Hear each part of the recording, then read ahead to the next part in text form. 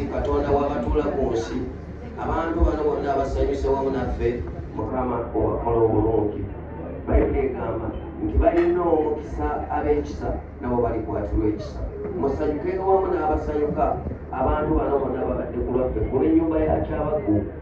Bayibuli kati okugulumiza kuva eri Katonda si mu bantu. Ekikula kya Mukama erinnya ly'ekkulu ligulumizimenga era walemenga okubaawo omuzimu gwonna, walemenga okubaawo olubaale newankubadde ejjembe newankubadde ekiteega ekiyingira mu maka g'abaana bange ne kiraba omukisa, naye ekisa kyo era walemenga okubaawo Katonda omulala gwe bayingiza mu nnyumba yaabwe, naye obeere gwe Katonda omwe yakola eggulu n'ensi omuyinza w'ebintu byonna. Njogera ku gwe kitaawe wa Mukama waffe Yesu.